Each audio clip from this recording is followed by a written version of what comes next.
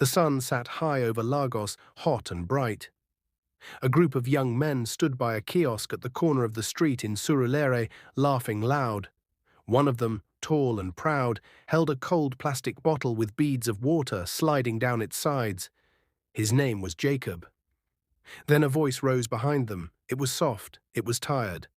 "Please, my brothers, can you help me buy anything so I can eat?" The laughter stopped. Jacob turned. His friends turned too. A man stood there in torn clothes, a brown coat stained with old mud. His hair was overgrown and wild. His beard was rough and tangled. His name was Sam. He looked hungry. He looked tired. But his eyes were steady. He did not beg with his hands out. He stood like a tree that had seen many storms. Jacob smirked. "You again." He raised the bottle and shook it. Cold water splashed against the plastic. "So this is your work? Begging?" Sam's voice stayed calm. "I have not eaten since yesterday." Jacob took one slow step toward him. The street watched. The buses kept moving. People pulled out phones. A woman selling oranges hissed and looked away.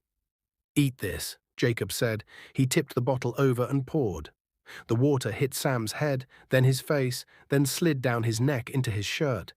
He shivered as the cold bit his skin. The boys laughed. One clapped. Another pointed at Sam's slippers. "Lazy man, go and work," someone said. Sam did not move. He did not blink. He stood there like stone as the last drops fell. His coat clung to his body. For a moment the whole street was quiet, like it held its breath. Jacob tossed the empty bottle to the gutter. "Let's go," he told his friends. He turned his back on Sam and took one step away. A hand, strong and fast, grabbed the back of Jacob's collar. In one motion, the man everyone called Beggar pulled Jacob backward, lifted him up, and held him there, high, like he weighed nothing. Jacob's legs kicked in the air, his shoes swung, his friends gasped and jumped back. A murmur ran through the crowd. "Ah! Ah! Siam!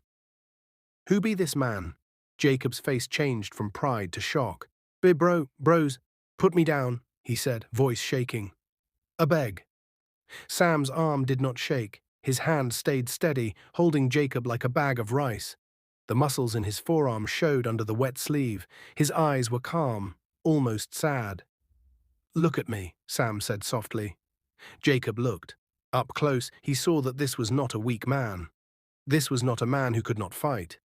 This was a man choosing not to fight. Sam spoke again. "You poured water on me. You mocked me. You called me lazy. You did not ask my story." He paused. "But I see you, Jacob. You are still a boy in a man's shoe." How you know my name?" Jacob whispered, legs still kicking. "You and your friends shout your names when you boast," Sam said. "I hear many things on this street."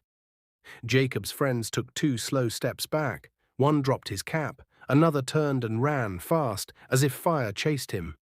People laughed and shouted when they saw the boys flee. "Run, oh, run! Area boys don't run, leave am." A bus slowed to watch. Phones were up, catching every second. The air felt tight. It felt like a drum, ready to pop. Sam took a breath. He looked at the water dripping from Jacob's chin. He looked at the fear in Jacob's eyes. Then he did what no one expected. He lowered Jacob to the ground, gently. Jacob's legs touched the road. He wobbled. He stared at Sam, still shaking. Sam let go. He stepped back. "I see you like a younger brother," he said. "If you try this again, I will deal with you. Not today, not here. But I will not forget." Jacob blinked.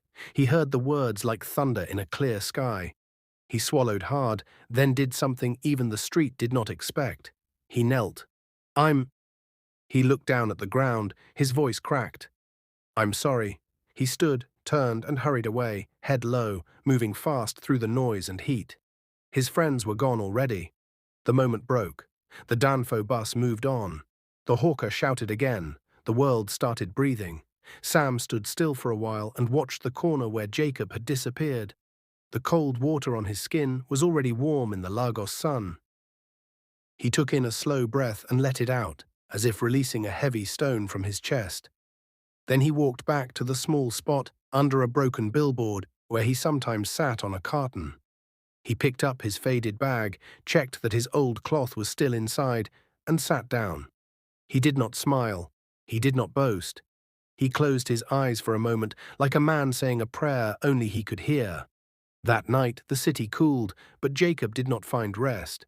He lay on his bed in his father's big house in Ikoyi, staring at the ceiling, hearing the words again. I see you like a younger brother. He had never been lifted like that in front of a crowd.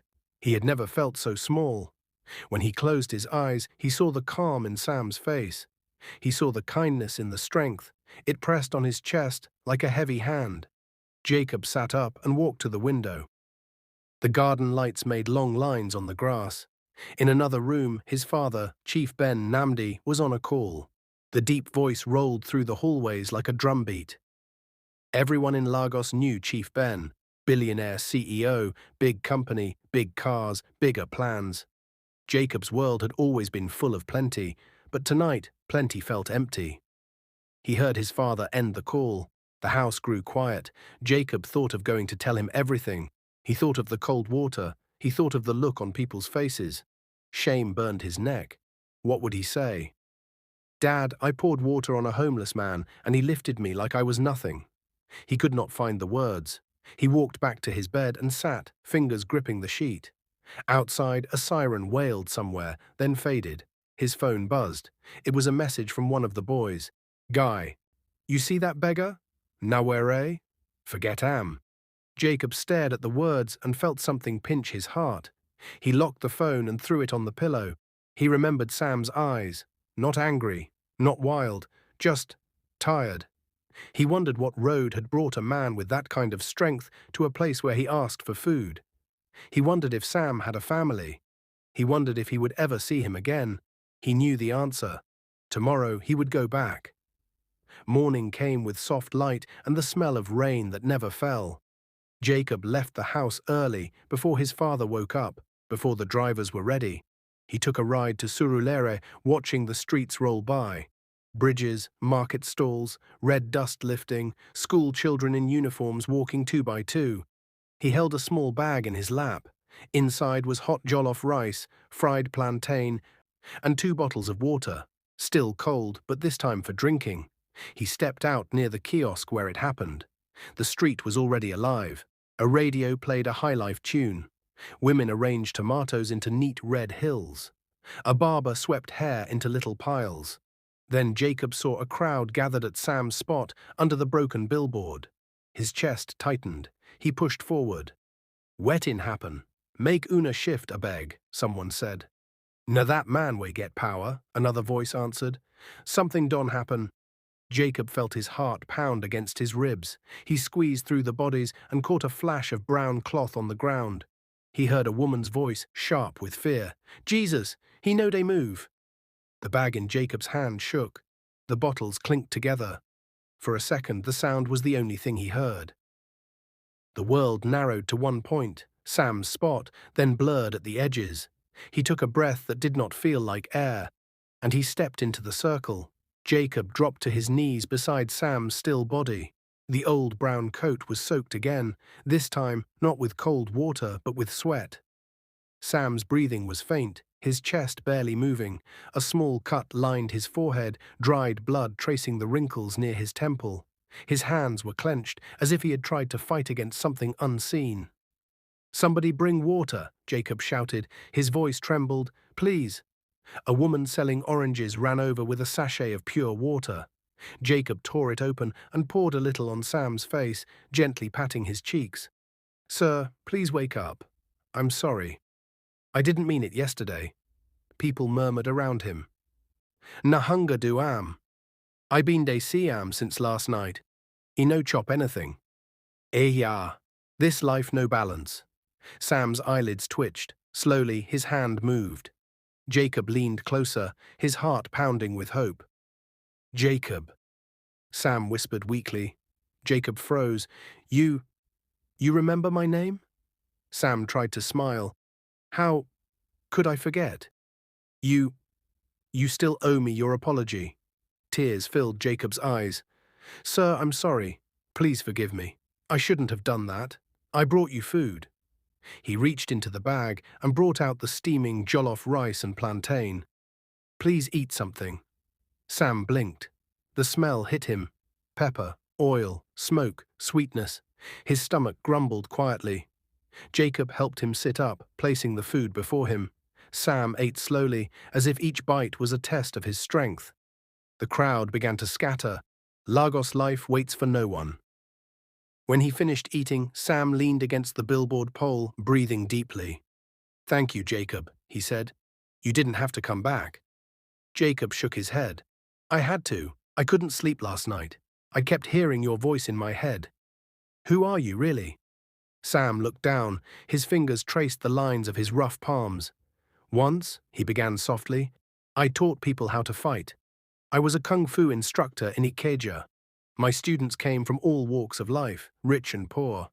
It wasn't just about kicks and punches. I taught discipline, focus, and peace. But one day, everything changed."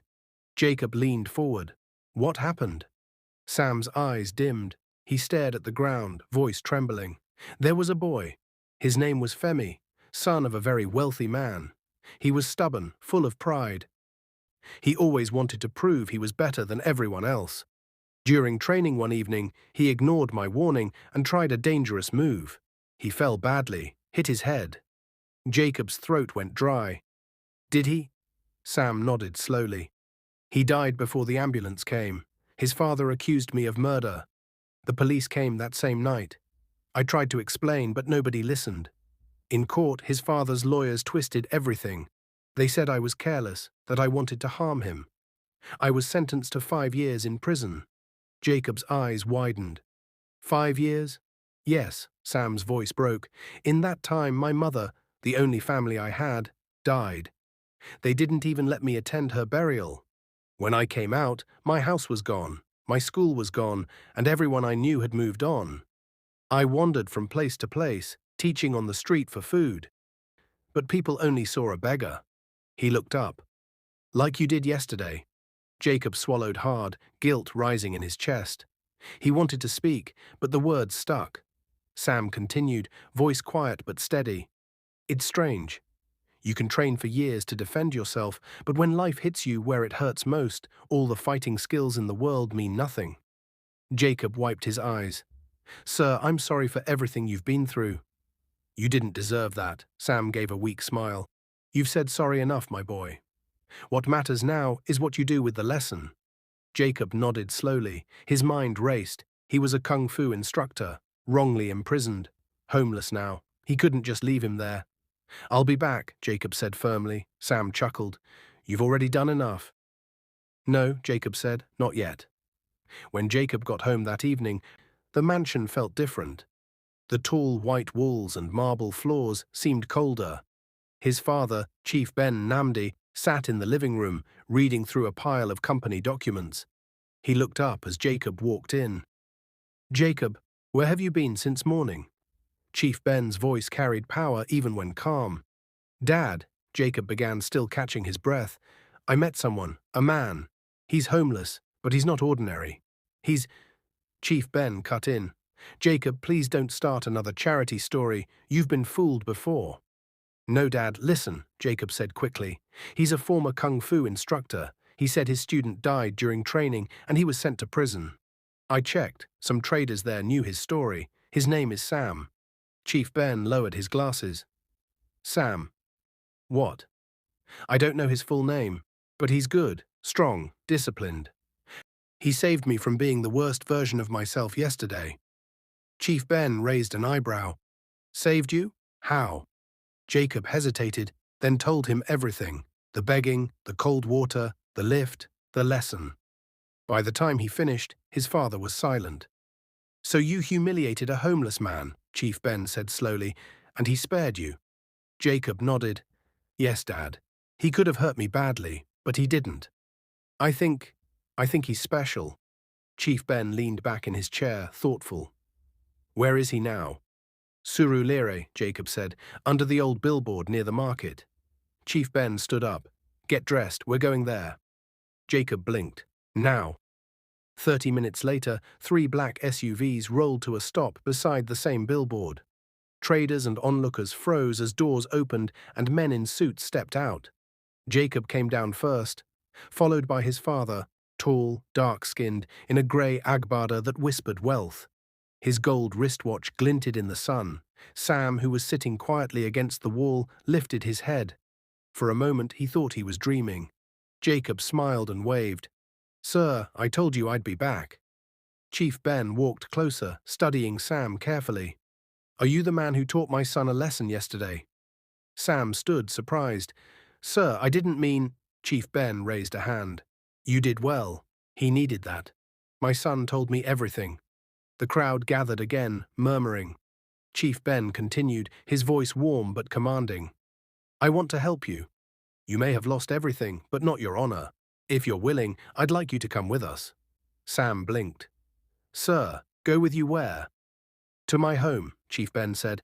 "I need someone like you, strong, wise, loyal, to lead my security team. You've lived through fire. Men like you don't break easily." Sam's eyes filled with tears. For the first time in years, someone spoke to him not like a beggar, but like a man. He looked at Jacob, who nodded, smiling.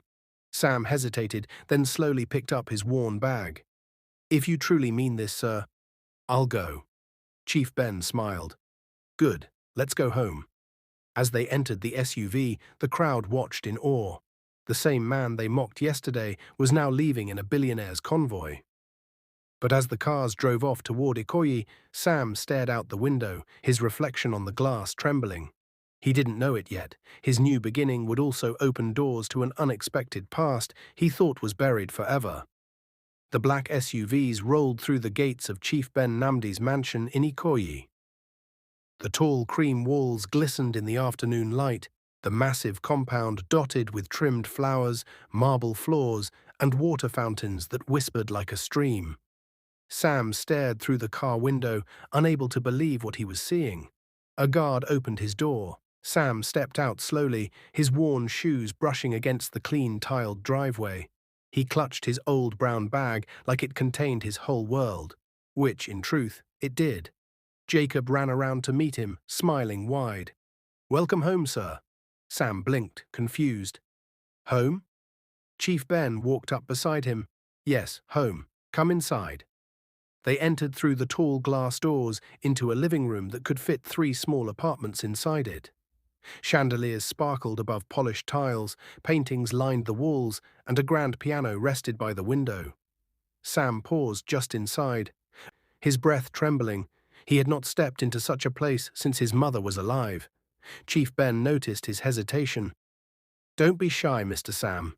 You've earned this moment." Sam bowed his head slightly. "Sir, you don't owe me anything." Chief Ben smiled. "I don't help because I owe. I help because I can, and because I see value when I meet it." A maid walked in with a tray of juice and snacks. Jacob waved her over. "Bring him something hot to eat too. Pounded yam, maybe." Sam looked alarmed. "No, no, please. This is too much." Jacob chuckled. "Sir, it's not too much. You're part of our family now." Chief Ben placed a hand on his shoulder. "From today, you're the head of security here and at my company, Bentech Holdings. You'll have your own room in the staff quarters. Tomorrow, my assistant will take you to get new clothes and a phone. I want to see you bounce back." Sam's mouth opened slightly. Words failed him. All he could do was nod, tears gathering quietly in his eyes. The next morning, Sam woke up early. The soft bed felt strange, too soft for a man who had slept on concrete. He sat up, staring at the curtains glowing with morning light. His old brown bag lay neatly folded at the foot of the bed, the only reminder of who he had been. Outside he heard voices, guards laughing near the gate, gardeners sweeping, a driver washing the SUVs. The scent of fresh bread floated in from the kitchen. When he stepped outside, Jacob was already waiting with a grin. "Morning, ogre security." Sam chuckled. "You're early." "I had to see you off," Jacob said. "Dad's driver will take us to the company. You'll meet the rest of the team." Sam smiled faintly. "You're too kind, Jacob." "I'm just paying back what I owe," Jacob replied softly. Bentech Holdings was a giant glass building overlooking the Lagos Lagoon. Inside, people in suits moved like a small city of energy, phones ringing, elevators humming, voices echoing. Chief Ben introduced Sam to everyone. Some whispered in surprise, others looked skeptical. But the moment Sam spoke, his calm voice, his firm handshake, the quiet strength in his eyes, the room's tone shifted. Within days, discipline returned to the security team. The guards respected him instantly. He trained them the way he once trained his students: focus, control, precision. His moves were fluid, balanced, and graceful, but his tone was firm. "Your uniform is not your power," he told them one morning. "Your mind is. Strength without compassion is just noise." Word spread fast across the company. The new head of security wasn't just good, he was extraordinary. Weeks later, Jacob walked into the staff gym where Sam was training a few younger guards. Sweat glistened on his forehead as he demonstrated a block and counter move. His body, once thin and tired, had filled out again with muscle and confidence. "Mr. Sam," Jacob called, smiling. "Dad wants to see you at home tonight. It's important." Sam nodded, grabbing a towel. "Everything okay?" Jacob shrugged. "You'll see." That evening, back at the mansion, the dining room was set beautifully: soft golden lights, polished plates, and the smell of roasted fish. Chief Ben sat at the head of the table. Jacob sat beside him, but Sam noticed another seat was filled: a woman. She was in her late 20s, dressed neatly in a blue office gown, her hair packed into a tidy bun. Her smile was warm, her eyes soft and kind. "Ah, Mr. Sam," Chief Ben said as Sam entered. "Meet Mirabelle, my bank's relationship manager. She handles some of our accounts." Sam nodded politely. "Good evening, ma'am." Mirabelle smiled. "Good evening, Mr. Sam. I've heard quite a lot about you. You're something of a legend in this house." Sam chuckled, a little shy. "Please, don't believe everything Jacob says." The dinner flowed with laughter and stories. Mirabelle listened closely as Sam told short tales of his old students, their mischief, their energy, their lessons. She laughed softly, her eyes glowing in admiration. Later, as the night wound down, Chief Ben exchanged a knowing glance with Jacob. "Mirabelle lives nearby," he said casually. "Sam, please see her off." Sam blinked. "Sir, are you sure? I can call the driver." Chief Ben waved him off. "Nonsense. Walk her yourself." Outside, the night air was cool. The garden lights cast soft golden shadows on the pavement. As they walked, Mirabelle spoke gently. "You've been through a lot, haven't you?" she asked. Sam smiled faintly. "We all have our storms." "I think you're strong," she said. "Not just physically, here." She pointed to her chest. Sam felt something he hadn't felt in years, warmth spreading quietly through his heart. He looked at her and saw not pity, but respect. "Thank you," he said softly. "It means more than you know." She stopped near the gate. "Maybe someday you'll tell me more about your story." "Maybe someday," he replied. As she waved and left, Sam stood watching her until she disappeared down the road. For a long moment, he stood still, the hum of crickets filling the silence.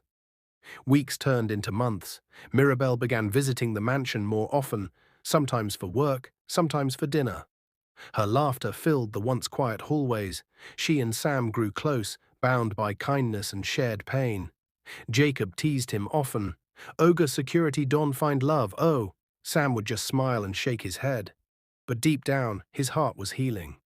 One evening, as the sun set behind the Lagos skyline, Sam stood by the balcony, looking out over the water. Mirabelle joined him, holding 2 cups of tea.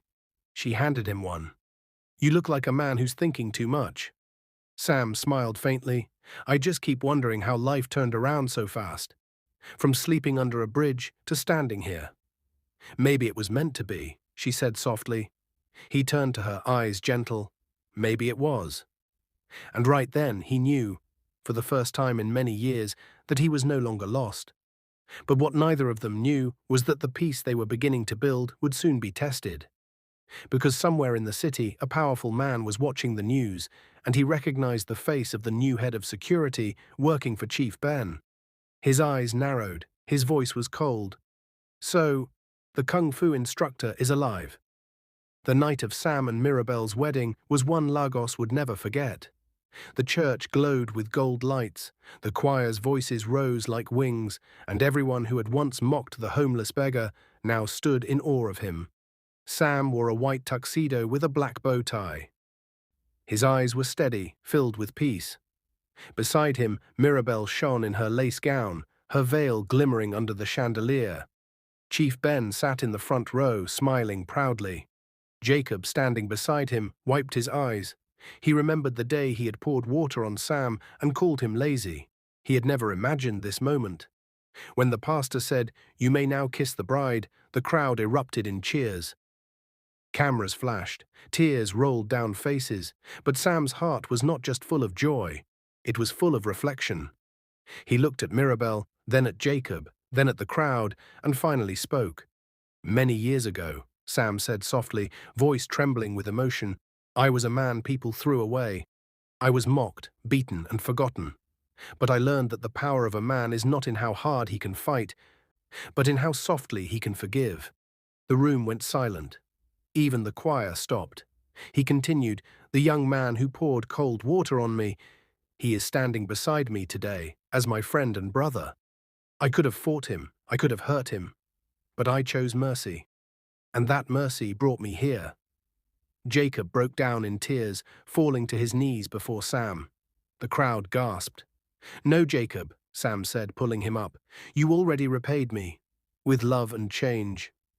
Everyone clapped, some wiping their eyes. Even Chief Ben turned away for a moment, pretending to check his watch, but everyone knew he was fighting tears. The wedding ended in laughter and dancing. Sam and Mirabel shared their first dance as husband and wife. Chief Ben gifted them a new mansion in Banana Island, and the following week, Sam officially took over as the chief security officer for both the company and the family. He was no longer the homeless man the world ignored. He was a man of respect, of strength, of compassion. 2 years later, the sun poured softly through the curtains of Sam and Mirabel's new home. The mansion smelled of breakfast and peace. But something had changed. Mirabel sat by the window, her eyes distant. "Sam," she whispered, "it's been 2 years. Every hospital says the same thing. Nothing is wrong with us. But still no child." Sam walked over and knelt before her, gently holding her hands. "I know, my love," he said quietly, "but maybe we are meant to wait, or maybe we are meant to give love another way." Mirabel blinked.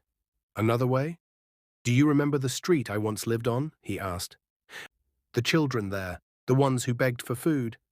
I think about them every night. What if we started something for them? A home, a school, a chance?" Tears welled up in her eyes. "You mean, adopt them?" He smiled faintly. "Yes. To give them what I once needed. Kindness." Mirabel nodded, a soft smile returning to her lips. "Then let's do it." They embraced as the morning light filled the room, bathing them in gold. It had been 6 years since the day Sam was humiliated on that Lagos street. Now his name carried weight across the city. He was known not just as the head of Chief Ben's security, but as the founder of the Rising Palm Foundation, a home for orphans and abandoned children. Under his care, dozens of kids went to school, learned self-defense, and grew up with hope. And every morning, Sam told them the same story. Don't ever look down on anyone. You never know what story they carry in their heart. Jacob became a volunteer at the foundation, mentoring young boys and paying for their education. He and Sam became inseparable, a bond stronger than blood. But the story did not end there. Behind all the success, behind the laughter of children and the calm strength of Sam, something still lingered, a shadow of the past. One evening, while locking up the foundation, Sam heard footsteps behind him. He turned and froze. It was Mr. Femi's father, the man whose son's death had destroyed his life. Age had softened him. His hair was grey now, his eyes sunken. He looked tired, broken even. "Sam," the man said quietly. Sam's hands trembled. "Sir, what are you doing here?" The old man sighed. "I came to ask for forgiveness." The world seemed to stop. The sound of crickets filled the night air. He continued, tears rolling down his cheeks. "For years I blamed you for my son's death. But the truth is, my boy was proud. He never listened, not even to me. I lost him, and in my pain, I wanted someone else to suffer too. But I was wrong. Sam's throat tightened, memories flooded back.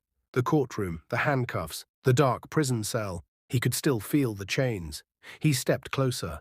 The man lowered himself slowly to his knees. "Please," the old man whispered, "forgive me. I destroyed your life." Sam's vision blurred. For a long time he said nothing. The night breeze stirred the leaves. Then quietly he spoke. "I forgave you years ago," he said softly. "When I chose not to hate you, I forgave you." The man broke down completely. Sam helped him up and embraced him like a father. Tears soaked both their faces, and that night something deep and unseen was healed. Months later, Sam and Mirabelle stood in front of their foundation, surrounded by children, reporters, and Chief Ben's family. A big sign stood above the gate. "For the Forgotten, founded by Sam and Mirabelle." Jacob clapped the loudest. Chief Ben wiped his glasses again. Mirabelle whispered beside her husband, "We still don't have children of our own, but look, God gave us many." Sam smiled, his eyes shining. "Yes, my love. This is enough." As the camera lights flashed and children laughed around them, Sam looked toward the sky. The clouds drifted slowly, soft and bright. He whispered, "Mama, I did it." The wind answered with silence. But in that silence, he felt her smile. And somewhere, on the same Lagos street where it all began, where a young man once poured cold water on a homeless stranger, a small boy sat selling sachet water. He looked up at a passing black SUV and smiled, not knowing that inside was the man whose kindness would one day change his life too. Because sometimes the smallest act of mercy echoes for generations. If you like this story, comment, share, and subscribe to our channel for more interesting stories.